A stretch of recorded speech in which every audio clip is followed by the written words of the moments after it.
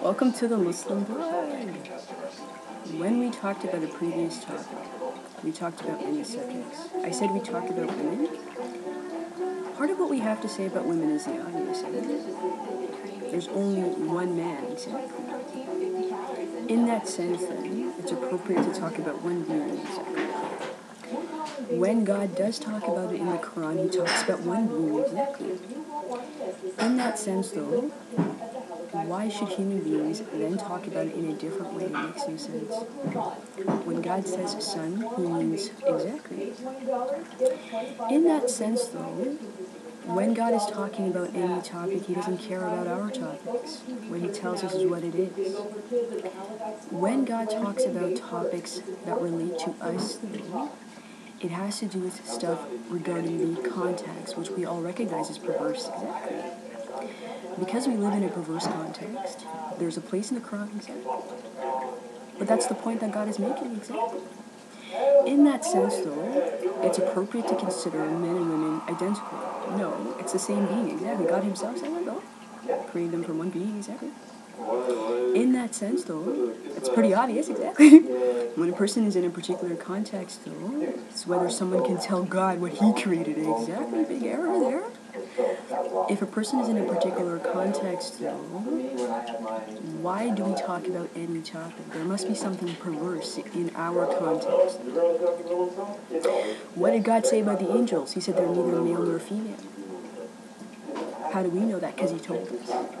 In that sense, though, there can be such beings that are neither male nor female, though. But that's not our business, exactly. When God talks about our perverse context, though, he pointed to it in a particular place, exactly. In that sense, though, it makes sense. A woman should be able to do a woman now because of the perverse context, so you have to pay attention, exactly. Should be able to do exactly the same as a man does. But for stuff that she knows between her and God, exactly. Why are we saying she now? Because we feel it. We talked about the perverse context. That's how God expects the human being to be, though. Exactly. The person's got to be paying attention. It's not a trick, exactly. In that sense, though, when God makes it obvious in the Quran, exactly. In that sense, though, if a person has their own issues, they can talk to God about that subject. That is what God said. Persons have any number of individual issues that are related to God, though. But when he says something clearly, though, he must have said it for a particular reason, though. Two subjects utterly forbidden, exactly. Homosexuality, exactly. Big topic. Utterly forbidden, exactly. And blasphemy, exactly. When we talk about these two topics, when we see how awesome and incredible God is, there must be a very serious reason that he pointed to these two topics, exactly. You mean of all the trillions of things that a human being can talk about? You mean the infinite things a human being can talk about? There are only really two? Exactly. He must have done it for a very serious reason.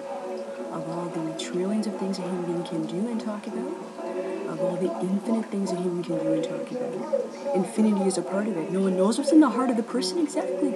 A person's heart is infinite, though, exactly. That's why you see people doing any number of topics. Of all the trillions of things a human being can talk about and do, of all the infinite things a human being can talk about and do, God said there are two things, exactly. So they must be very, very serious. Homosexuality and blasphemy, exactly. In that sense, though, there can be beings who do not have any number of sexual proclivities at all, though. Exactly. We call them monkish beings. What a gift, eh? Some people can be born fast runners like Usain Bolt, exactly. Some people have a gift of having no sexual proclivity. In that sense, though, a person can be convinced, exactly. In that sense, though, when a being is born, God gifts it in different ways. Someone can be super long.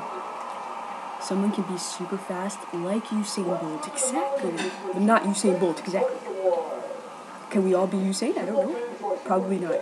That's why there's one guy called Usain Bolt. But persons can be fast like Usain Bolt. Persons can be born with a gift of monkishness. Exactly. In that sense, though, God said to the normal human being, if they don't have that gift, and very few people, it's a gift, big time gift, said to marry. Exactly.